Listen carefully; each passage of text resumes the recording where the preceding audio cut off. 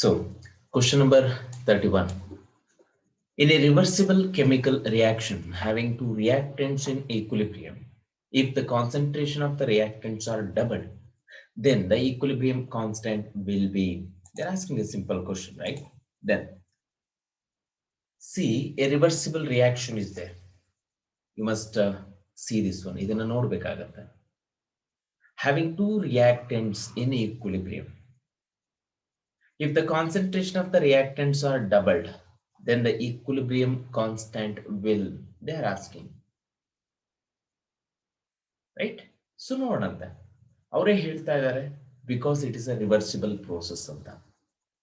There are two reactants also there in equilibrium. If the concentration of reactants are doubled, then the equilibrium constant will, let us take this one, A plus B giving raised to C plus D. They are doubling it. Reactants amount ಅನ್ನು double ಮಾಡ್ತಾ ಇದ್ದಾರೆ. 2A plus 2B giving raised to, ಹಾಗಿದ್ರೆ ಇಲ್ಲಿ ಏನಾಗಬೇಕಂತೆ 2C plus 2D. ನೋಡ್ಕೊಳ್ಳಿ, ಇಲ್ಲಿ ಎಷ್ಟು ಜಾಸ್ತಿ ಆಗಿದೆ ಇಲ್ಲೂ ಕೂಡ ಅಷ್ಟೇ ಜಾಸ್ತಿ ಆಗ್ತಾ ಇದೆ. Very simple concept. That means ಮೊದಲು ಎಷ್ಟಿತ್ತು, ಸೇ ಫಾರ್ ಎಕ್ಸಾಂಪಲ್ K1 ಅನ್ನೋದಾದ್ರೆ ಇಲ್ಲಿ ಏನಾಗ್ತಾ ಇದೆ, that is also going to be K1. Remember, equilibrium constant is going to be remain same, okay, even after the doubling the concentration of the reactants at equilibrium. ಇದು ಗೊತ್ತಿರಬೇಕು. ಓಕೆನಾ? Right. So option D will be the answer. Next question. On doubling P and V with the constant temperature, the equilibrium constant will, they're asking a simple question. Pressure and volume ಎರಡನ್ನೂ ಕೂಡ double ಮಾಡ್ತಾ ಇದ್ದಾರೆ. ನಮ್ಗೆ already ಗೊತ್ತಿದೆ pressure and volume which are going to be, okay, equilibrium ಅಲ್ಲಿ ಏನಾಗಿರುತ್ತಂತೆ, we know that one. Equilibrium constant is what? Affected only change in concentration like pressure and volume. ಹಾಗಾದ್ರೆ these changes can only what? Which can ಏನ್ ಹೇಳ್ಬೋದು ಅಂದ್ರೆ these changes can change only the time of what? Attainment of equilibrium, but not the equilibrium. So the equilibrium constant will remains constant when you are going to double the pressure and volume. Got it? Speed ಅನ್ನ, equilibrium attain ಮಾಡೋ speed ಅನ್ನ ಏನ್ ಮಾಡ್ತಾ ಇದೆಯಂತೆ, ಇದು double ಮಾಡಬಹುದು ಅಥವಾ increase ಮಾಡಬಹುದು, ಆದ್ರೆ ಯಾವುದೇ ಕಾರಣಕ್ಕೂ ಈಕ್ವಿಲಿಬ್ರಿಯಂ ಅನ್ನೇ ಶಿಫ್ಟ್ ಮಾಡುವಂತ ಯಾವುದೇ ಓಕೆ ಎಫೆಕ್ಟ್ ಅನ್ನ ಇದು ತೋರಿಸೋದಿಲ್ಲ. ಗೊತ್ತಿರಬೇಕು. ನೆಕ್ಸ್ಟ್ ಕ್ವಶನ್ ನಂಬರ್ 33 ಅಂತೆ ನೋಡಿ. ಕ್ವಶನ್ ನಂಬರ್ 33 ನಲ್ಲಿ ಏನಿದೆ, if for the reaction N2 plus 3H2 giving raised to 2NH3, delta H is equal to minus 92.38 kilojoule per mole, then what happens if the temperature is increased? ಅವರೇ ಹೇಳ್ತಾ ಇದ್ರೆ temperature ಜಾಸ್ತಿ ಮಾಡಿದ್ರೆ ಏನಾಗುತ್ತೆ ಅಂತ. ನಮ್ಗೆ ಈ ರಿಯಾಕ್ಷನ್ ಇದೆ ಏನ್ ಗೊತ್ತಾಗ್ತಾ ಇದೆ ಒಂದ್ಸಲ ನೋಡ್ಬೇಕು ನಾವು. So this is N exothermic process, ಕರೆಕ್ಟಾ? ಎಕ್ಸೋಥರ್ಮಿಕ್ ಪ್ರೋಸೆಸ್ ಅಂದ್ರೆ ಏನು? Heat is going to be released. Heat ಯಾಕೆ ರಿಲೀಸ್ ಆಗುತ್ತೆ? It don't like that heat, excess of heat ಅಂತ. ಆ ಪ್ರೋಸೆಸ್ಗೆ ನೀನೇನಾದ್ರೂ, if you are just supplying temperature ಏನಾದ್ರೂ ಆ ಪ್ರೋಸೆಸ್ಗೆ ಸಪ್ಲೈ ಮಾಡಿದ್ರೆ, ನೆನ್ಪಿಟ್ಕೋ, ರಿಯಾಕ್ಟೆಂಟ್ ಇತ್ತು, ಪ್ರಾಡಕ್ಟ್ ಕೊಡ್ತಾ ಇತ್ತು, ಪ್ಲಸ್ ಎನರ್ಜಿ. ಈ ಪರ್ಟಿಕ್ಯುಲರ್ ರಿಯಾಕ್ಷನ್ ಅಲ್ಲಿ if you are going to increase the temperature na ಜಾಸ್ತಿ ಮಾಡಿದ್ರೆ reversible process is going to be taking place.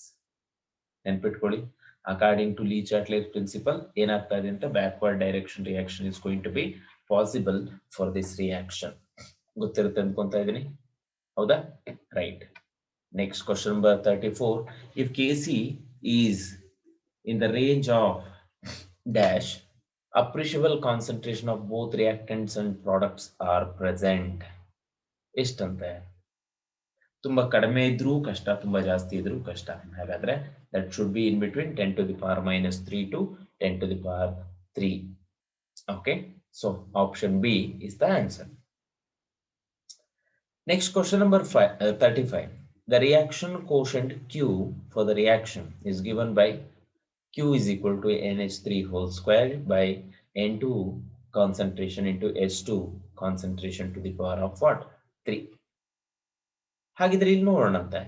The reaction will proceed from right to left if ಯಾವಾಗ proceed ಆಗುತ್ತೆ ಒಂದ್ಸಲ ನೋಡ್ಬೇಕು. ಹಾಗಿದ್ರೆ ಯಾವಾಗ ಪ್ರೊಸೀಡ್ ಆಗುತ್ತಂತೆ ನೋಡಿ ಇಲ್ಲಿ ರೈಟ್ ಟು ಲೆಫ್ಟ್ ಆಗ್ಬೇಕು ಅಂತಂದ್ರೆ ರೈಟ್ ಟು ಲೆಫ್ಟ್ ಆಗ್ಬೇಕಂದ್ರೆ Q must be greater than Kc. ಹಾಗಂದ್ರೆ ಏನಂತೆ the reaction will be fast in backward direction.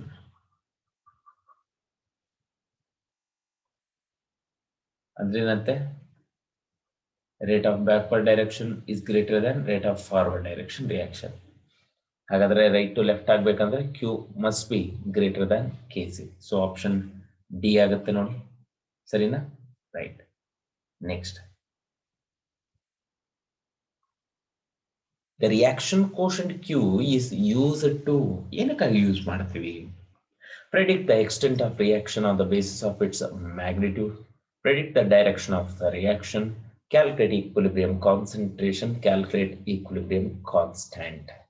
ನೋಡಿ, ಈ equilibrium constant which is helping in predicting the direction in which the given reaction will proceed. ಹಾಗಾದ್ರೆ predict the direction of the reaction ಅಂತ ಅಷ್ಟೇ ಹೇಳೋದು, ಸರಿನಾ? Right. ಹಾಗಿದ್ರೆ option B ಸರಿಯಾಗುತ್ತೆ ನೋಡಿ. The correct relationship between free energy change in a reaction and the corresponding equilibrium constant Kc is given by. ಹೇಗೆ ಬರ್ತಾ ಇದೆ ನೋಡಿ, how to give that equation ಅಂತ ಹೇಳಿ. ಫ್ರೀ ಎನರ್ಜಿ ಅಂದ್ರೆ delta G not standard that is equal to minus R T into L N of K C. ಇದೇ form ಅನ್ನ ನಾವು ಎರಡು ಕಡೆ ಮೈನಸ್ ಇಂದ ಮಲ್ಟಿಪ್ಲೈ ಮಾಡಿದ್ರೆ ಏನಾಗುತ್ತೆ, delta G not is equal to R T into L N of K C. ಹೌದಾ? Right. ಹಾಗಿದ್ರೆ ಸ್ಟ್ಯಾಂಡರ್ಡ್ ಎನರ್ಜಿ ಅಂತ ಕೊಟ್ಟಾಗ ಬಿಟ್ವೀನ್ ಫ್ರೀ ಎನರ್ಜಿ ಇದು ಸ್ಟ್ಯಾಂಡರ್ಡ್ ಈಕ್ವೇಶನ್ ಆಗಿರೋದ್ರಿಂದ so this will be the answer. Option D ಬರುತ್ತೆ ನೋಡಿ, ಸರಿನಾ? ಎಸ್, ಗೊತ್ತಿರ್ಬೇಕಾ ಈಕ್ವೇಶನ್.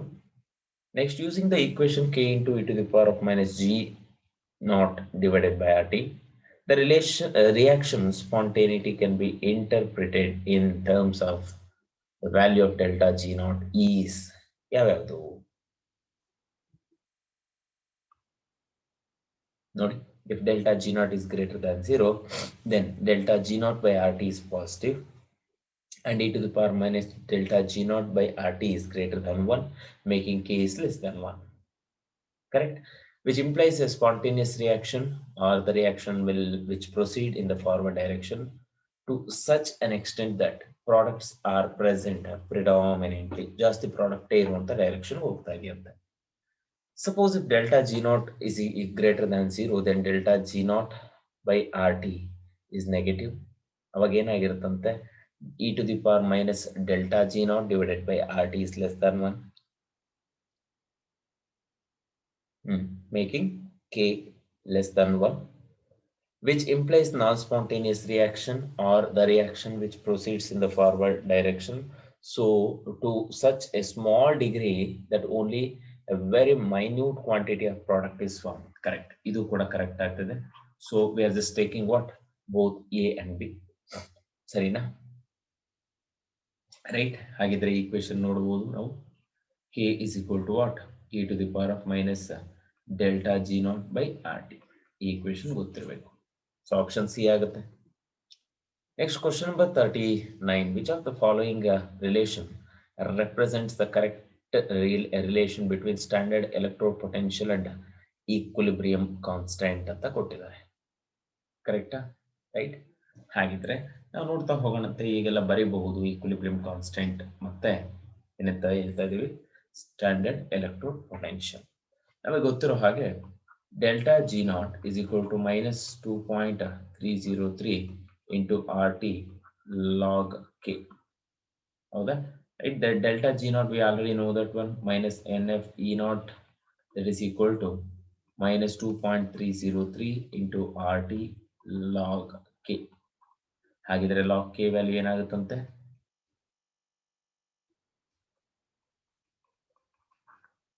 divided by 2.303 RT. ಕರೆಕ್ಟಾ? ಹಾಗಿದ್ರೆ that is also equal to ಏನು ಬರುತ್ತೆ? 1 by 2.303 ಅಂದ್ರೆ 0.4342 into NF E naught by RT. ಇದು ಫಸ್ಟ್ ಇಕ್ವೇಶನ್ ಆಗ್ತಾ ಇದೆ. ಅದೇ ತರ ln of K is equal to NF E naught divided by RT. ಇದು ಸೆಕೆಂಡ್ ಇಕ್ವೇಶನ್ ಆಗ್ತಾ ಇದೆ. ಹಾಗಿದ್ರೆ ನೋಡ್ತಾ ಬರೋಣ ಇದರಲ್ಲೆಲ್ಲ ಬರುವಂತ ಇಂಟರ್ಮೀಡಿಯೇಟ್ಸ್ ಯಾವ್ಯಾವಿರುತ್ತೆ ಅಂತ ಹೇಳಿ. ಕರೆಕ್ಟ್? ಹಾಗಿದ್ರೆ that is going to be equal to ಹೇಳ್ಬೋದಾ ಈಗ? Question number 39. So the answer would be 1, 2 and 4 are correct. ಈ ಮೂರು ಎಕ್ಸ್ಪ್ರೆಷನ್ಗಳು ಕೂಡ ಕರೆಕ್ಟ್ ಆಗಿದೆ. Right? According to Le-Chatelier's principle, adding heat to a solid to liquid equilibrium will cause ಏನು ಕಾಸ್ ಮಾಡ್ತಾ ಇದೆ? ಕರೆಕ್ಟಾ? ಹಾಗೆ ನಮಗೆ ಗೊತ್ತು entropy will be always moving in the direction of increasing. ಹಾಗಿದ್ರೆ ಆನ್ಸರ್ ಯಾವ್ದು ಬರಬೇಕು? amount of solid to decrease ಆಗಬಹುದಾ? equilibrium will cause the amount of solid to decrease. Next, which of the following information can be obtained on the basis of Le-Chatelier's principle? ಅಂತ ಹಾಗಾದ್ರೆ dissociation constant of a weak acid, entropy change in a reaction, equilibrium constant of a chemical reaction, and shift in equilibrium position on changing the value of a constant. Exactly. So option D will be the correct answer for this one. According to Le-Chatelier principle ಏನು ಹೇಳುತ್ತೆ? Whenever a constant is applied to a system in equilibrium, the system tend to readjust or nullify the effect of what? The constraint. So the answer should be option D. Shift in equilibrium position on changing the value of constraint.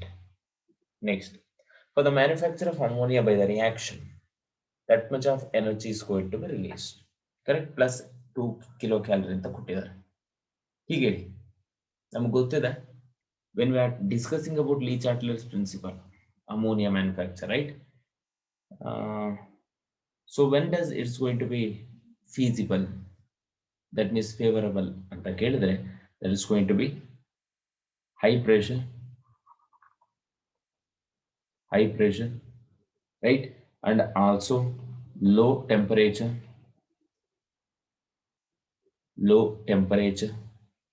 and third one using of what? Catalyst, iron oxide in the presence of molybdenum as a promoter. Right? ಹಾಗಿದ್ರೆ ನೋಡಬೇಕು ಈ equation ಅಲ್ಲಿ ಯಾವುದು condition correct ಆಗಿದೆ ಅಂತ. Low temperature ಮತ್ತೆ high pressure ಇರಬೇಕು and catalyst. ಹೇಳ್ತೀರಾ? So that should be option B ಆಗಿರುತ್ತೆ, ನೋಡ್ಕೊಳ್ಳಿ. ಕರೆಕ್ಟಾ? ಎಸ್. ನೆಕ್ಸ್ಟ್ ಹೋಗೋಣಂತೆ. ಕ್ವಶನ್ ನಂಬರ್ 43 ಹೇಳ್ಬೋದಾ? ನೋಡಿ ಮಾಡ್ತಾ ಹೋಗಿ. Which of the following reaction will be favored at low pressure? ನೋಡಿ ಈ ರಿಯಾಕ್ಷನ್ ಏನ್ ಹೇಳುತ್ತೆ, ಯಾವ ರಿಯಾಕ್ಷನ್ ಲೋ ಪ್ರೆಷರ್ ಅಲ್ಲಿ ಫೇವರ್ ಆಗುತ್ತೆ ಅಂತ ಒಂದ್ಸಲ ನೀಟಾಗಿ ಅಬ್ಸರ್ವ್ ಮಾಡಿ. ಲೋ ಪ್ರೆಷರ್ ಅಲ್ಲಿ ಯಾವ್ದಾದ್ರು ರಿಯಾಕ್ಷನ್ ಆಗ್ಬೇಕು ಅಂದ್ರೆ ನಂಬರ್ ಆಫ್ ಮಾಲಿಕ್ಯೂಲ್ಸ್ ಏನಾಗಿರ್ಬೇಕಂತೆ? That means delta N should be equal to positive ಆಗಿರ್ಬೇಕು. ಇದರಲ್ಲಿ ನೋಡಿ delta N is equal to what? 0. ಇದರಲ್ಲಿ delta N is equal to -2. ಇದರಲ್ಲಿ delta N is equal to 0. ಇದರಲ್ಲಿ delta N is equal to 1. ಹೇಗೆ ಮಾಡಿದೀವಿ ಗೊತ್ತಲ್ವಾ? Delta N is equal to number of moles of gaseous product minus number of moles of gaseous reactant. So ಆ second option C ನಲ್ಲಿ ನೋಡೋದಾದ್ರೆ right side ಅಲ್ಲಿ ಎಷ್ಟಿದೆಯಂತೆ? 2 ಇದೆಯಂತೆ.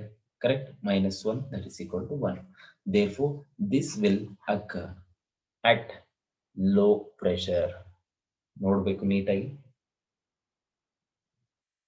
ಓಕೆನಾ ಮಕ್ಕಳ? Right. So we will move to the next one.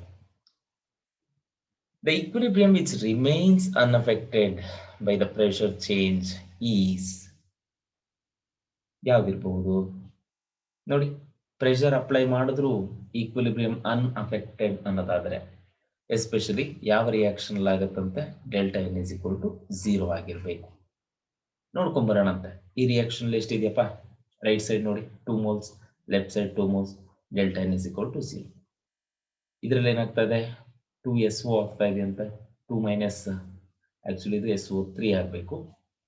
2SO2 plus O2 giving rise to SO3. ಹಾಗಾದ್ರೆ 2 minus 3 ಅಂದ್ರೆ -1 ಆಗುತ್ತೆ. ಸೊ ಈ ರಿಯಾಕ್ಷನ್ ಅಲ್ಲಿ 3 minus 2 ಅಂತಂದ್ರೆ 1 ಆಗುತ್ತೆ. ಸೊ ಇದರಲ್ಲಿ -1 ಬರ್ತಾ ಇದೆ. ಹಾಗಿದ್ರೆ ಯಾವ ರಿಯಾಕ್ಷನ್ ಅಲ್ಲಿ ಪ್ರೆಷರ್ ಅಫೆಕ್ಟ್ ಮಾಡೋದಿಲ್ಲ ಅಂದ್ರೆ, ಯಾವ ರಿಯಾಕ್ಷನ್ ಅಲ್ಲಿ ನಂಬರ್ ಆಫ್ ಮೋಲ್ಸ್ ಚೇಂಜ್ ಆಗೋದಿಲ್ವೋ ಆ ರಿಯಾಕ್ಷನ್ ಅಲ್ಲಿ ಪ್ರೆಷರ್ ಹ್ಯಾಸ್ ನೋ ಎಫೆಕ್ಟ್. ಓಕೆನಾ? ರೈಟ್. ಹಾಗಿದ್ರೆ ನೋಡೋಣ next one. The suitable condition for melting of ice is,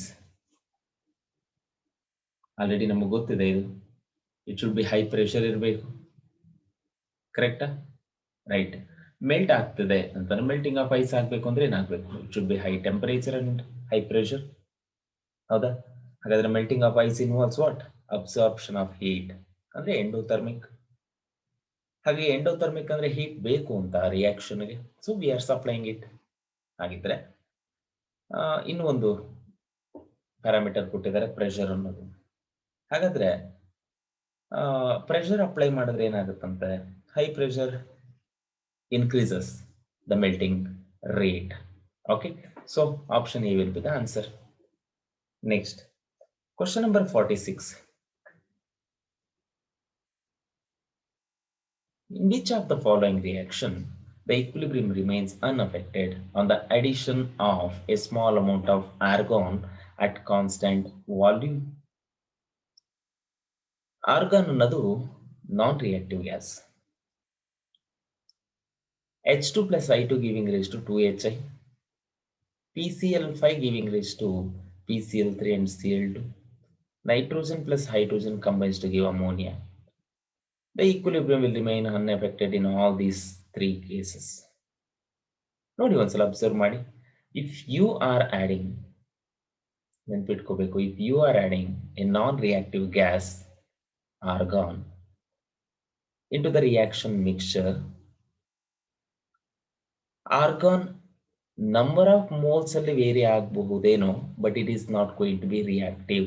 react ಆಗುವಂತಹ ಗ್ಯಾಸಸ್ ಇದ್ರೆ equilibrium either way it will shift towards right or left side. ಅದು ಹಾಕಿದ್ರೆ ಏನೂ ಆಗ್ತಾ ಇಲ್ಲ ಅಂದ್ರೆ ಏನಾಗುತ್ತಂತೆ, that is going to be unaffected. So option D will be the answer. ಅರ್ಥ ಆಗಿದೆ ಅನ್ಕೊಂತೀನಿ. ತುಂಬಾ ಈಸಿ ಕ್ವಶನ್ ಇದೆ, but you have to think and answer, right? Next ಇದರಲ್ಲಿ ನೋಡಂತೆ, the Le Chatelier principle is not applicable to, ಯಾವ್ದಕ್ಕೆ applicable ಆಗಲ್ಲ ಒಂದ್ಸಲ ನೋಡಿ. ಫಸ್ಟ್ ಒನ್ ನೋಡಿ, H2 plus I2 giving rise to 2HI. Of course, apply ಆಗುತ್ತೆ because it involves the gases. ಅವ್ರು ಏನ್ ಹೇಳಿದ್ದಾರೆ, Le Chatelier principle will not applicable to what? The solid equilibrium. ಓಕೆನಾ? So the answer would be option B. Solid ಈಕ್ವಿಲಿಬ್ರಿಯಂಗೆ Le Chatelier's principle apply ಆಗಲ್ಲ. Correct? Yes. Next question number 48. In an equilibrium reaction, if temperature increases, ಏನಾಗಬಹುದು? ಕರೆಕ್ಟಾ? ತುಂಬಾ simple ಆಗಿರುವಂತ ಒಂದು reaction. In an equilibrium reaction, if temperature increases, equilibrium constant increases, equilibrium constant decreases, any of the above, no effect. Think ಮಾಡಿ, answer ಮಾಡಿ ನೋಡಿ. Effect of increase temperature on equilibrium constant depends upon the fact that whether the reaction is exothermic or endothermic. Suppose exothermic ಆಗಿದ್ರೆ it is favored by low temperature. If it is endothermic, it is favored by high temperature. ಹಾಗಾಗಿ ಏನ್ ಬೇಕಾದ್ರೂ ಆಗಿರ್ಬೋದು. ಹಾಗಾದ್ರೆ equilibrium reaction ಅಂತಂದ್ರೆ either it may be endothermic or it may be what exothermic. So option will be C, any of the above. Next question number 49. Let us see. ಏನಾಗುತ್ತಂತೆ in a two-step reaction, exothermic reaction ಅಂತ A2 plus B2 giving rise to 3C, 3C giving rise to D. Correct? Step 1 and step 2. ಎರಡು ಕೊಟ್ಟಿದ್ದಾರೆ. Step 1 and step 2 are favored respectively by, ಮೊದಲನೇ ನೋಡಿ, ಈ particular reaction ಅನ್ನು ನಾವು ತಗೊಂಡ್ರೆ, consider ಮಾಡಿಕೊಂಡ್ರೆ, ನಂಬರ್ ಆಫ್ ಮೋಲ್ಸ್ ಏನಾಗ್ತಾ ಇದೆ ಅಂತೆ, delta N is going to become positive. ಕರೆಕ್ಟಾ? ಎಸ್. ಹಾಗಾದ್ರೆ ಈ ಪರ್ಟಿಕ್ಯುಲರ್ ರಿಯಾಕ್ಷನ್ ಅನ್ನ ನೋಡ್ಕೊಂಡ್ರೆ ಏನಾಗುತ್ತಂತೆ, ಕರೆಕ್ಟ್, ಅವರೇ ಹೇಳಿದ್ದಾರೆ ಎಕ್ಸೋಥರ್ಮಿಕ್ ರಿಯಾಕ್ಷನ್ ಅಂತ ಹೇಳಿ. ಎಕ್ಸೋಥರ್ಮಿಕ್ ರಿಯಾಕ್ಷನ್ ಅಂತ ಅವ್ರು ಹೇಳ್ತಾ ಇದ್ದಾರೆ ಅಂದ್ರೆ low temperature should be favoured, right? ಕರೆಕ್ಟಾ? ಹಾಗಿದ್ರೆ ನೋಡೋಣಂತೆ ಈ ಪರ್ಟಿಕ್ಯುಲರ್ ರಿಯಾಕ್ಷನ್ ಇಲ್ಲಿ, ಈ ಪರ್ಟಿಕ್ಯುಲರ್ ಯಾವುದು ಫಸ್ಟ್ ಒನ್ ತಗೊಳ್ಳೋಣಂತೆ ಕನ್ಸಿಡರೇಷನ್ಗೆ. ನಂಬರ್ ಆಫ್ ಮೋಲ್ಸ್ ಜಾಸ್ತಿ ಆಗ್ತಾ ಇದೆ ಅಂದ್ರೆ ಲೋ ಪ್ರೆಷರ್ ಇರಬೇಕು, ಕರೆಕ್ಟ್, ಲೋ ಟೆಂಪರೇಚರ್ ಇರಬೇಕು. ಫಸ್ಟ್ ಕೇಸ್ ಆಯ್ತು. ಸೆಕೆಂಡ್ ಕೇಸ್ ಕನ್ಸಿಡರ್ ಮಾಡಿಕೊಂಡ್ರೆ ನಂಬರ್ ಆಫ್ ಮೋಲ್ಸ್ ಕಡಿಮೆ ಆಗ್ತಾ ಇದೆ ಅಂದ್ರೆ ಏನಾಗಿರ್ಬೇಕಂತೆ, ಹೈ ಪ್ರೆಷರ್ ಇರ್ಬೇಕಂತೆ. Since it is an exothermic, low temperature ಇರ್ಬೇಕಂತೆ. ಹಾಗಾದ್ರೆ ಆನ್ಸರ್ ಯಾವ್ದು ಬರುತ್ತೆ ಹೇಳ್ತೀರಾ? ಕರೆಕ್ಟ್. So option D. ಅರ್ಥ ಆಗಿದೆ ಅಂದ್ಕೋತೀನಿ. ಅಕಾರ್ಡಿಂಗ್ ಟು ಲೀ-ಚಾಟ್ಲೆರ್ ಪ್ರಿನ್ಸಿಪಲ್ ಏನಾಗುತ್ತಂತೆ, if you are applying A constraint on the equilibrium reaction, the equilibrium reaction will nullify the effect of the constraint by moving towards the favorable side, right? Not. So next question, question number 50. What happens when an inert gas is added to an equilibrium keeping volume unchanged? Volume unchanged. ಸ್ವಲ್ಪ ಯೋಚನೆ ಮಾಡಬೇಕು. Volume ಅನ್ನ change ಮಾಡ್ತಾ ಇಲ್ಲ, but inert gas ಅನ್ನ ಹಾಕ್ತಾ ಇದೀವಿ. ಓಕೆನಾ? ಹಾಗಿದ್ರೆ ಏನ್ ಬರಬಹುದು ನೋಡಿ, ಇನರ್ಟ್ ಗ್ಯಾಸ್ ಅನ್ನ ಹಾಕಿದ್ರೆ ಏನಾಗುತ್ತಂತೆ, total pressure of the system ಏನಾಗ್ತಾ ಇದೆ, ಜಾಸ್ತಿ ಆಗುತ್ತೆ. ಒಂದ್ ಸೆಕೆಂಡ್ ನೋಡಿ, ಟೋಟಲ್ ಪ್ರೆಷರ್ ಇನ್ಕ್ರೀಸ್ ಆಗುತ್ತೆ. ಕರೆಕ್ಟಾ? But partial pressure of each reactant and product remains same, right? Therefore ಏನಾಗಬೇಕಂತೆ, no change on the state of equilibrium. ಹೌದಾ? ಅವರೇ ಹೇಳ್ತಾ ಇದ್ದಾರೆ, what happens when an inert gas is added to an equilibrium keeping volume unchanged. Volume ಅನ್ನ change ಮಾಡ್ತಿಲ್ಲ. Volume change ಮಾಡ್ತಿಲ್ಲ ಅಂದ್ರೆ ಅರ್ಥ pressure ಏನಾಗ್ಬೇಕಂತ, ಜಾಸ್ತಿ ಆಗ್ತಿದೆ. ಪ್ರೆಷರ್ ಜಾಸ್ತಿ ಆಗ್ತಿದೆ ಅಂದ್ರೆ ಅರ್ಥ ರಿಯಾಕ್ಷನ್ ಯಾವ ಕಡೆಗೆ ಮೂವ್ ಆಗ್ಬೇಕಂತೆ, product side. So more and more product is going to be form. ಅರ್ಥ ಮಾಡ್ಕೋಬೇಕು, ವಾಲ್ಯೂಮ್ ಕಾನ್ಸ್ಟೆಂಟ್ ಇದ್ದಾಗ. ಓಕೆನಾ? Right. So option A will be the answer. ಸರಿನಪ್ಪ?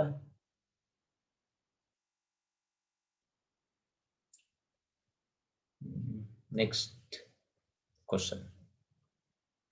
In a vessel, N2, H2 and NH3 are at equilibrium. Some helium gas is introduced into the vessel so that the total pressure increases while temperature and volume remains constant. According to Lee-Chatler principle, the dissociation of NH3 ಏನನ್ಬೇಕು, dissociation of NH3 ಅಂತ ಕೇಳ್ತಾ ಇದ್ದಾರೆ.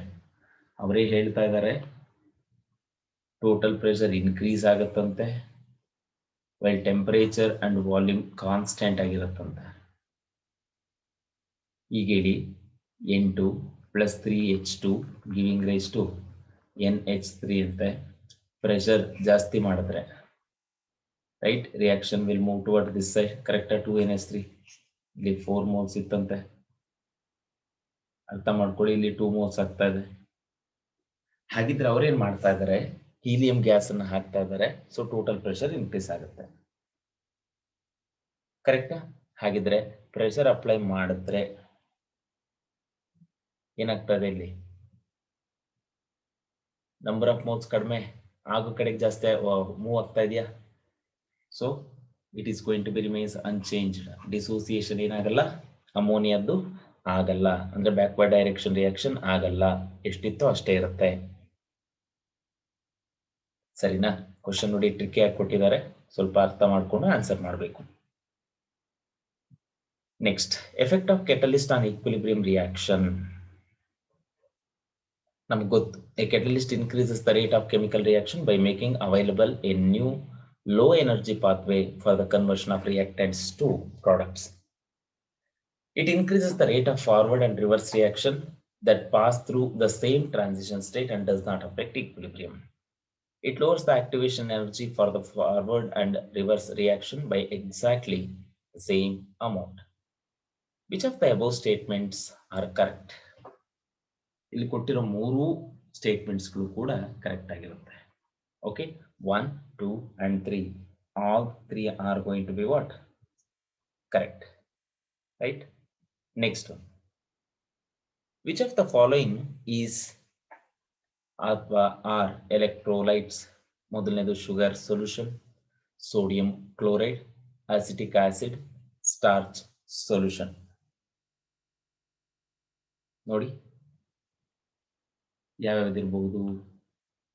Sugar solution dissociate ಆಗಲ್ಲ, ಅದೇ ತರ star solution ಆಗಲ್ಲ. So option should be 2 and 3. ಸರಿನಾ? Right. So question number 54, the geometry of hydronium ion is, hydronium ion H3O+ ಅಂತ ಏನಾಗಿರುತ್ತಂತೆ? That's going to be trigonal pyramidal shape. ಯಾಕೆ? 3 ಹೈಡ್ರೋಜನ್ ಆಟಮ್ಸ್ ಇರುತ್ತೆ, 1 oxygen atom ಇರುತ್ತಂತೆ. ಕರೆಕ್ಟಾ? Oxygen atom ಮೇಲೆ ಏನಿರುತ್ತಂತೆ? Lone pair of electrons ಇತ್ತಲ್ಲ, that's going to be responsible for what? This particular geometry. ಹಾಗಾದ್ರೆ ಬಾಂಡ್ ಆಂಗಲ್ ಎಷ್ಟು ಇರ್ಬೇಕು ಇದರಲ್ಲಿ ಅಂತ ಕೇಳ್ತಾರೆ. 113 degrees. ಗೊತ್ತಿರಬೇಕು ಬಾಂಡ್ ಪ್ಯಾರಾಮೀಟರ್ಸ್ ಎಲ್ಲ. Next, question number 55, which of the following statements are correct regarding Arrhenius theory of acids and bases? This theory was applicable to only aqueous solutions. This theory was applicable to all solution. This theory could not explain the basicity of the substances like ammonia which do not possess a hydroxyl group. ಹಾಗಾದ್ರೆ ಅವರೇ ಕೇಳ್ತಾ ಇದ್ದಾರೆ ಯಾವುದು correct ಅಂತ ಹೇಳಿ. Correct. So option D ಆಗುತ್ತೆ ನೋಡಿ, both A and C. Right. So ಇದು ಅಯಾನಿಕ್ ಈಕ್ವಿಲಿಬ್ರಿಯಂ ಅಲ್ಲಿ ಬರುವಂತಹ ಕ್ವಶನ್ಸ್ ನೋಡಬೇಕು. S. 56, would gaseous HCl be considered as an Arrhenius acid? ಯಾಕೆ? ಎಸ್ ಅಂದ್ರೆ ಯಾಕೆ, ನೋ ಅಂದ್ರೆ ಯಾಕೆ ಹೇಳ್ಬೇಕಂತೆ. ನಾಟ್ ನೋ ಅಂತ ಹೇಳೋಂಗಿಲ್ಲ. So it is not. ನೋಡಿ, according to Arrhenius equation, acids are those substances which give proton in aqueous solution. ಅವ್ರು ಕೊಟ್ಟಿರೋದು gaseous solution, ಹಾಗಾಗಿ ಅದು ಆಗೋ ಚಾನ್ಸಸ್ ಇಲ್ಲ. ಹೌದಾ? So option will B B. It's not A Arrhenius acid. Right? Next one. 57, a base as defined by Bronsted theory is a substance which can, acid andre proton donor, base andre it's a proton acceptor. ಹಾಗಾದ್ರೆ acceptor of proton ಅಂದ್ರೆ accept proton. ಕರೆಕ್ಟಾ? ನೋಡಿ, ತುಂಬಾ simple ಆಗಿದೆ question. BF3 is an acid according to, ನೋಡಿ, boron ಟ್ರೈಫ್ಲೋರೈಡ್. ನಮಗೆ ಗೊತ್ತಿದೆ boron ಅನ್ನೋದು 13th group element, electron deficient. ಹಾಗಿದ್ರೆ ಎಲೆಕ್ಟ್ರಾನ್ ಡಿಫಿಷಿಯಂಟ್ ಆಗಿದ್ರೆ ಅಕಾರ್ಡಿಂಗ್ ಟು ಲೆವಿಸ್ ಕಾನ್ಸೆಪ್ಟ್ ಅಂತ ಕರಿತೀವಲ್ಲ, electron pair acceptor is called as what? Lewis acid. So according to Lewis, BF3 is an acid, NH3 is a base. Okay, next, which of the following can act as both Bronsted acid and Bronsted base? ನಾನು ಅವತ್ತೇ ಹೇಳ್ಕೊಟ್ಟಿದ್ದೆ ಏನಂತೆ, ಬ್ರಾನ್ಸ್ಟೆಡ್ acid and ಬ್ರಾನ್ಸ್ಟೆಡ್ base ಆಗಬೇಕು ಅಂದ್ರೆ, say for example ನಾನು ತಗೊಳ್ತಾ ಇದ್ದೀನಿ, ನೋಡ್ಕೊಳ್ಳಿ ಇಲ್ಲಿ H2SO4 ಅಂತ. ಇದನ್ನ ನಾನು ಆಸಿಡ್ ಅಂತ ತಗೊಂಡ್ರೆ ಇದರ ಕಾಂಜುಗೇಟ್ ಬೇಸ್ ಬಂದ್ಬಿಟ್ಟು ಒಂದು H+ ನ ಕಡಿಮೆ ಮಾಡು, H+, ಕರೆಕ್ಟಾ? ಈಗ ನೋಡು, that is going to become HSO4 minus. This is called as what? Conjugate base. ಮತ್ತೆ ಇನ್ನೂ ಒಂದು H+ ಇದೆ. So if you are considering it as an acid, SO4 minus 2, this is called as what? Conjugate base.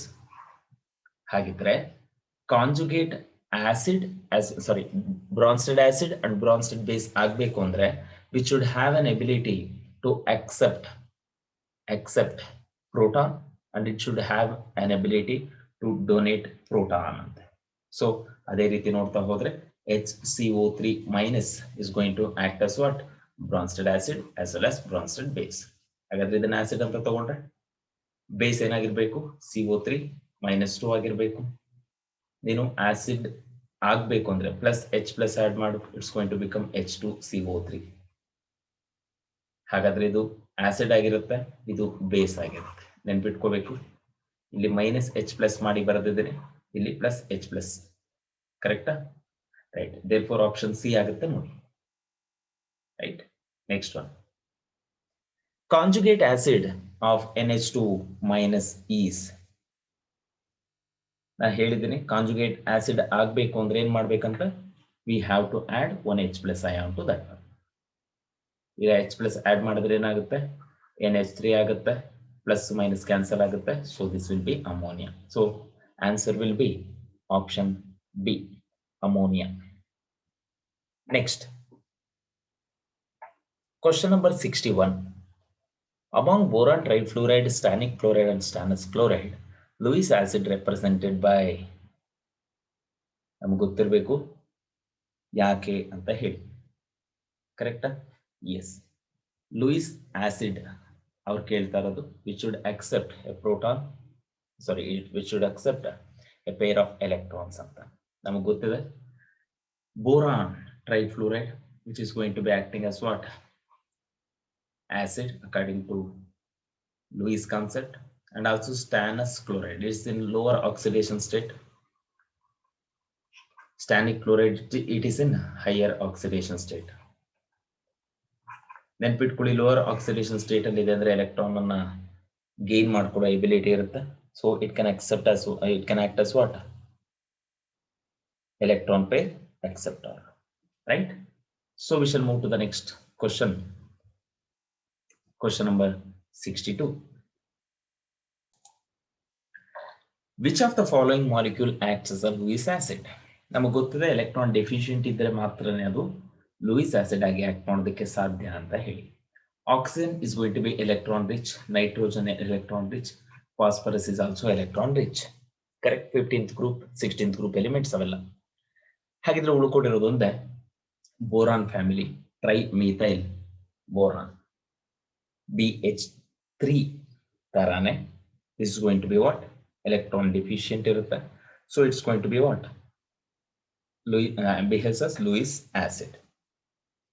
So question number 63, which one of the following molecular hydride acts as Lewis acid ಅಂತ ನಮಗೆ ಗೊತ್ತು. electron deficient hydrates which are acting as what? Lewis acid. nitrogen, oxygen, carbon. ಹಾಗಾದ್ರೆ nitrogen electron rich ಆಗುತ್ತೆ, oxygen electron rich ಆಗುತ್ತೆ, ಇದು electron precise ಆಗಿರುತ್ತೆ carbon family, ಯಾಕೆಂದ್ರೆ 4 electron ಇರುತ್ತಲ್ಲ ಹಾಗಾಗಿ. ಸೊ ಯೋಚನೆ ಮಾಡಿ ಆನ್ಸರ್ ಮಾಡಬೇಕು, ಯಾವುದು ಲೂಯಿಸ್ ಆಸಿಡ್ ಆಗಿ ಆಕ್ಟ್ ಮಾಡ್ತಿದೆ ಹೈಡ್ರೈಡ್ ಅಂತ. So answer will be option C, B2H6 ಡೈಬೋರೇನ್ ಅಂತ ಕರಿತಾ ಇದೀವಿ. ಬೋರಾನ್ ಗ್ರೂಪ್ ಅಲ್ಲಿ ಯಾವುದೇ ಬಂದ್ರೂ ಕೂಡ ಅದು ಎಲೆಕ್ಟ್ರಾನ್ ಡೆಫಿಷಿಯಂಟ್ ಆಗಿ ಇರುತ್ತೆ, ಗೊತ್ತಿರಬೇಕು. Next question number 64. Which of these is least likely to act as Lewis base? Lewis base ಆಗಿ ಯಾವುದು ಆಕ್ಟ್ ಮಾಡ್ತಿದೆ ಅಂತ ಹೇಳಿ. ಸರಿನಾ? ನೋಡೋಣ ಈಗ. ಸೊ ಲೂಯಿಸ್ ಬೇಸ್ ಆಗಿ ಯಾವ್ದು ಆಕ್ಟ್ ಮಾಡ್ತಿದೆ ಅಂತ ನಾವು ನೋಡೋದಾದ್ರೆ, ಅಂದ್ರೆ ಅದು ಲೂಯಿಸ್ ಆಸಿಡ್ ಆಗಿರ್ಬೇಕಾ, ಫ್ಲೂರೈಡ್ ಲೂಯಿಸ್ ಬೇಸ್ ಅಂತೆ. Yes of course stronger one because it can donate the pair of electron easily. Phosphorus electron rich ಇದೆ, ಅದು ಕೂಡ ಲೂಯಿಸ್ ಬೇಸ್. ನಾನು ಆಲ್ರೆಡಿ ಹೇಳಿದ್ದೀನಿ, ಬೋರಾನ್ ಫ್ಯಾಮಿಲಿ ಯಾವುದೇ ಗ್ರೂಪ್ ಬಂದರೂ ಕೂಡ, ಸೊ ಇದು ರಾಂಗ್ ಆಗುತ್ತೆ, ಇದು ರಾಂಗ್ ಆಗುತ್ತೆ, ಇದು ರಾಂಗ್ ಆಗುತ್ತೆ. ಯಾವುದೇ ಗ್ರೂಪ್ ಬಂದರೂ ಕೂಡ that's acting as a Lewis acid but not as a Lewis base. So actually the answer will be option B. Next, which of the following is the correct statement? HCO3 minus is the conjugate base of CO3 2 minus. ನಾನು ಹೇಳಿದ್ದೀನಿ, ಯಾವುದೇ ಮಾಲಿಕ್ಯೂಲ್ದು conjugate base ಆಗಬೇಕು ಅಂದ್ರೆ ಒಂದು H plus ಅನ್ನ ತೆಗೆಯೋದಕ್ಕೆ ಇಲ್ಲಿ H plus ಇಲ್ಲ, remove an H plus, right? So there is no H plus, so ಹಾಗಾಗಿ ರಾಂಗ್ ಆಗುತ್ತೆ. NH2 minus is the conjugate acid of NH3. ಇಲ್ಲ, NH3 conjugate acid ಅಂದ್ರೆ NH4 plus ಆಗಬೇಕು, ಸೊ ಇದು ಕೂಡ ಅಲ್ಲ. H2SO4 is the conjugate acid of HSO4 minus. This is correct. NH3 is the conjugate base of what? NH2 minus. No, it should be NH minus 2 ಆಗಿರಬೇಕು. So this is also wrong. So option would be C. Okay. Next one. Water is well-known amphoprotic solvent in which chemical reaction water is behaving as a base. Base ಅಂದ್ರೆ ಏನಾಗಿರ್ಬೇಕಂತೆ? Proton acceptor ಆಗಿರ್ಬೇಕು. ಓಕೆನಾ? ನೋಡೋಣ. So option A ನೋಡಿ, sulphuric acid ಇದೆ, H2O ಇದೆ, H3O plus and HSO4 minus ಆಗಿ convert ಆಗ್ತದೆ. ಕರೆಕ್ಟಾ? ಇಲ್ಲಿ ನೋಡ್ಕೊಳ್ಳಿ. ಅದೇ ರೀತಿ ಈ NH2 NH3 ಕೇಸಸ್ ಅಲ್ಲಿ ಒಂದು second move to the back slide ನೋಡಿ. ಈ ಪರ್ಟಿಕ್ಯುಲರ್ ರಿಯಾಕ್ಷನ್ ಅಲ್ಲಿ ಏನಾಗಿದೆ? Water is receiving an H plus. ಹಾಗಾದ್ರೆ ಇದು ಆಸಿಡ್ ಆದ್ರೆ ಇದೇನಾಗಿರ್ಬೇಕು? Base. Then it's going to become conjugate acid and conjugate base. ಹಾಗಾಗಿ ಇದೇ ಕರೆಕ್ಟ್ ಆನ್ಸರ್ ಆಗುತ್ತೆ, ಆಪ್ಷನ್ ಎ. ಇದ್ರಲ್ಲಿ ಎಲ್ಲಾದ್ರೂ ನೋಡಿ, ಇಲ್ಲಿ ಒಂದು ಆಸಿಡ್ ಆಗಿ ಆಕ್ಟ್ ಮಾಡ್ತಾ ಇದೆ, ಇಲ್ಲಿ ಒಂದು ಬೇಸ್. ಸೊ ನಾವು ಹೇಳ್ತಾ ಇರೋದೇನಂತೆ, ಬೇಸ್ ಆಗಿ ಯಾವ್ದ್ರಲ್ಲಿ ಆಕ್ಟ್ ಮಾಡ್ತಿದೆ ಅಂತ ಹೇಳಿ. ಸೊ ಇಲ್ಲಿ ಆಸಿಡ್ ಅಂಡ್ ಬೇಸ್ ಎರಡೂ ಇರೋದ್ರಿಂದ ನಾವೇನ್ ಮಾಡ್ತಾ ಇದೀವಿ, ಇದನ್ನ ರೂಲ್ ಔಟ್ ಮಾಡ್ತಾ ಇದೀವಿ. ನೆಕ್ಸ್ಟ್ ಒನ್, ಎರಡರಲ್ಲೂ ಕೂಡ ಏನಾಗ್ತಾ ಇದೆ ಅಂತೆ, OH minus is forming. That's why we are okay ruling out that options. So ಹಾಗಿದ್ರೆ ಆಪ್ಷನ್ ಯಾವ್ದಾಗ್ಬೇಕು ಅಂತ ಹೇಳಿದ್ರೆ ಯಾವ್ದು ಅಂತ ಹೇಳ್ತೀರಾ? So the option should B option A. Okay, right. So question number 67. An acid or a base dissociation equilibrium is dynamic, involving a transfer of proton in forward and reverse directions. Now, with passage of time, in which direction equilibrium is favored? Nodi, tumba simple. An acid or base dissociation equilibrium is dynamic, involving a transfer of proton in forward and reverse reactions. Now, with passage of time kalita hodage, which direction equilibrium is going to be favored anta ide. Correct? ಹಾಗಿದ್ರೆ H plus transfer of proton ಆಗೋದನ್ನ ಕಡಿಮೆ ಮಾಡಬೇಕು ಅಂತ ಅಂದ್ಕೊಂಡ್ರೆ, usual ಆಗಿ ಯಾವುದೇ reaction ಆಯ್ತು, ಆ H ಪ್ಲಸ್ ಪ್ರೋಟಾನ್ ಅನ್ನ ಟ್ರಾನ್ಸ್ಫರ್ ಮಾಡೋ ಪ್ರೋಸೆಸ್ ಏನಾಗಬೇಕು? ಸ್ಲೋ ಡೌನ್ ಆಗಬೇಕು. ಆ ಡೈರೆಕ್ಷನ್ ಅಲ್ಲೇ ಮೂವ್ ಆಗುತ್ತೆ. So in the direction of formation of weak base and weak acid. Correct? So equilibrium is going to be established in those cases effectively. 3 reactions involving H2PO4 minus are given below. ಕೊಟ್ಟಿದ್ದಾರೆ, right? ಹಾಗಿದ್ರೆ in which of the above does H2PO4 minus acts as an acid? ನೋಡ್ಕೊಳ್ಳಿ, ಇಲ್ಲಿ H2PO4 ಯಾವ್ದ್ರಲ್ಲಿ acid ಆಗಿ act ಮಾಡ್ತಾ ಇದೆ. Acid ಅಂದ್ರೆ ಏನಾಗ್ಬೇಕಂತ, it should donate H plus ion to that one. ಕರೆಕ್ಟಾ? ರೈಟ್. ಹಾಗಿದ್ರೆ ಫಸ್ಟ್ ಇಕ್ವೇಶನ್ ನೋಡ್ತಾ ಬರೋಣಂತೆ. ಫಸ್ಟ್ ಇಕ್ವೇಶನ್ ಅಲ್ಲಿ H3O ಪ್ಲಸ್ ಆಗಿದೆ, that means H plus has been transferred. So ಇದು ಬರ್ಲಿಕ್ಕೆ chances ಇಲ್ಲ. H2PO4 minus is becoming HPO4 minus 2 and H3O plus. Maybe this is happen. This may happen. H2PO4 minus 2 minus 1 plus OH minus. ಅಂದ್ರೆ ಒಂದು H plus ಅನ್ನ ತಗೊಂಡಿದೆ. Correct? So this also cannot happen. So only two. Second one only. ಅರ್ಥ ಆಗ್ತಿದ್ಯಾ? Right? In which H2PO4 minus acts as an acid. Right? Next, question number 69. The value of ionic product of water. Correct? Ionic product of water at constant temperature ಅಂತ ಹೇಳ್ತೀವಿ. ಹಾಗಾದ್ರೆ which depends upon the temperature ಅಂತ ಹೇಳ್ಬೋದಾ? Right? Which depends on temperature. Okay, so option B correct ಆಗುತ್ತೆ ನೋಡಿ. Next, a base when dissolved in water yields a solution with a hydroxyl ion concentration of 0.05 mole per liter. The solution is ಅವರೇ ಹೇಳಿದ್ದಾರೆ ನೋಡೋಣಂತೆ.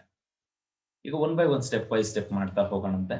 ಅವ್ರು ಏನ್ ಕೊಟ್ಟಿದಾರಪ್ಪ, hydroxyl ion concentration ಅಂತ ಕೊಟ್ಟಿದ್ದಾರೆ. ಎಷ್ಟಿದೆ? 0.05 molar. Correct. ಹಾಗಿದ್ರೆ ನಮ್ಗೊಂದು ಈಕ್ವೇಶನ್ ಗೊತ್ತಿದೆ, H plus ion concentration into OH minus ion concentration is equal to 10 to the power of minus 14.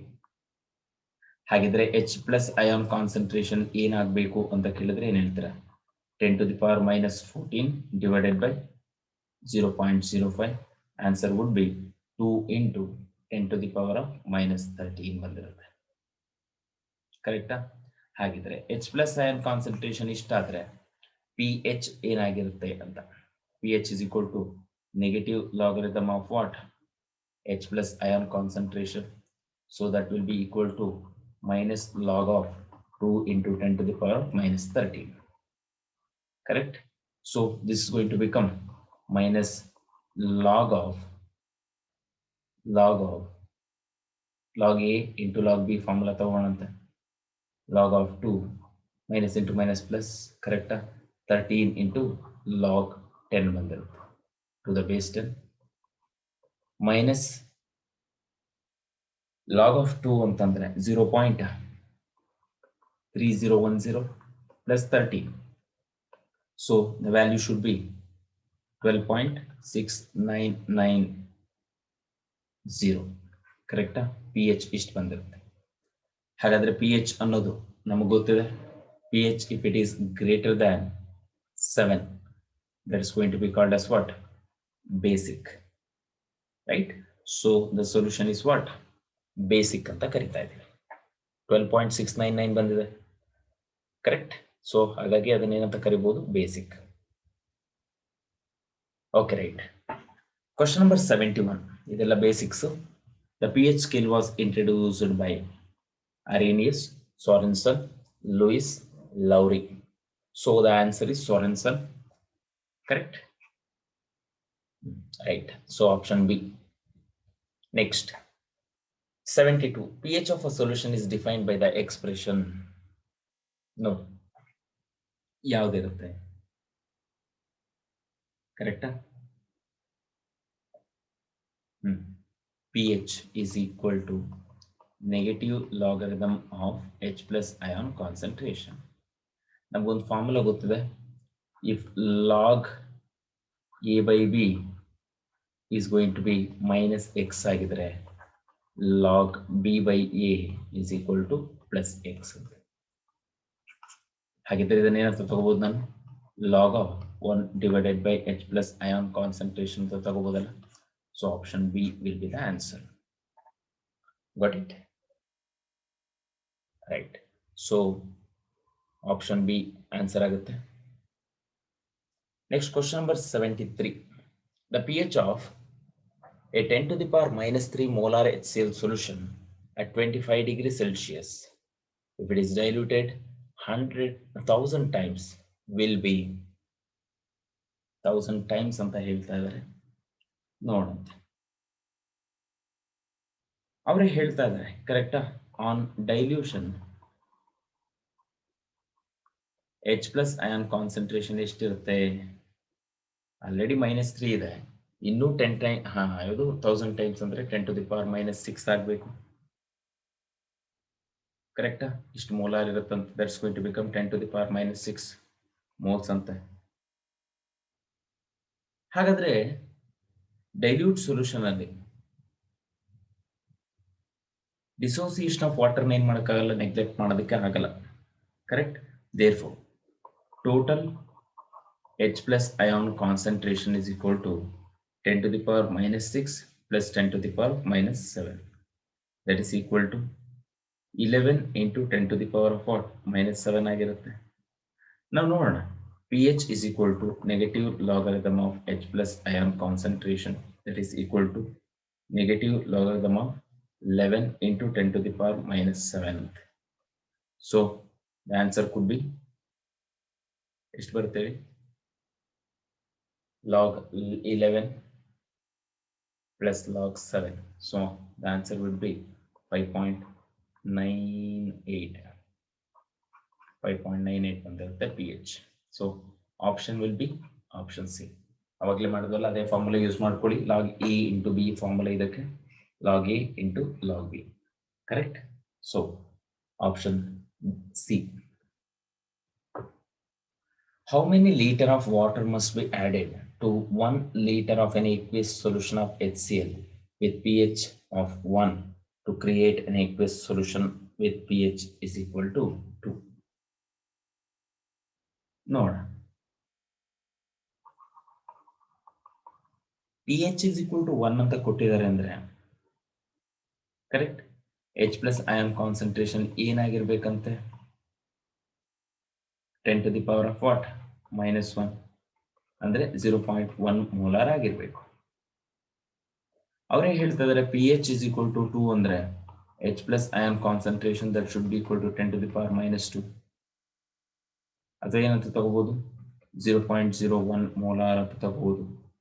ನಮಗೆ ಗೊತ್ತಿದೆ m1 ಅಂದ್ರೆ ಎಷ್ಟಪ್ಪ? 0.1. v1 ಅಂದ್ರೆ 1 ಲೀಟರ್. m2 ಗೊತ್ತಿದೆ 0.01 ಅಂತೆ. v2 is equal to what? Question mark. ಹಾಗಿದ್ರೆ ಸಾಲ್ವ್ ಮಾಡ್ಬೋದಲ್ವಾ? ಸೊ ನಮಗೆ ಗೊತ್ತಿದೆ formula m1 v1 is equal to m2 v2. ಹಾಗಿದ್ರೆ ಏನಂತ? v2 is equal to m1 v1 by m2. Correct? ಈಗ ಸಬ್ಸ್ಟಿಟ್ಯೂಟ್ ಮಾಡಿ ಏನು ಆನ್ಸರ್ ಬರ್ತಾ ಇದೆ? m1 ಎಷ್ಟಿದೆ? 0.1 into 1 divided by 0.01. So the answer would be v2 10 ಬರ್ತಾ ಇದೆ. ಹೌದಾ? ರೈಟ್, 10 ಲೀಟರ್ಸ್ ಅಪ್ರಾಕ್ಸಿಮೇಟ್ಲಿ ಅಷ್ಟಿದೆಯಂತೆ. ಅದೇ ಅವ್ರು ಏನು ಹೇಳ್ತಾ ಇದ್ದಾರೆ, how many litre of water must be added to 1 liter of an aqueous solution. Already 1 ml ಇತ್ತಲ್ಲ, 1 ಲೀಟರ್ ಇತ್ತಲ್ವಾ? therefore v2 ಎಷ್ಟು ಆಡ್ ಮಾಡಬೇಕು ಅಂತ ಕೇಳಿರೋದು. 10 - 1 is equal to 9 liter. So the answer will be option D. Okay na? Right. So the next question, what is the approximate pH of a 1 into 10 to the power -3 molar NaOH solution? ಇಲ್ಲಿ pH terms ಅಲ್ಲಿ ಕೇಳಿದರೆ pOH ಅನ್ನು ಮಾಡಬಾರ್ದು. ಓಕೆನಾ? ಹಾಗಾದ್ರೆ ಅವರೇ ಕೊಟ್ಬಿಟ್ಟಿದಾರಂತೆ ಏನು? OH minus ion concentration is equal to 10 to the power of -3. ಹೌದಾ? ನೆಕ್ಸ್ಟ್ ಹಾಗಾದ್ರೆ POH ಏನಾಗಿರುತ್ತಂತೆ? that is equal to 3. ನಮಗೆ ಗೊತ್ತಿದೆ pH plus POH is equal to 14 ಅಂತ. pH is equal to 14 minus P of OH, that is equal to 14 minus 3 ಅಂದ್ರೆ ಎಷ್ಟಾಗಬೇಕು? 11 ಆಗಿರಬೇಕು. ಓಕೆನಾ? So the answer will be 11. It is nothing but what? Basic. So next question.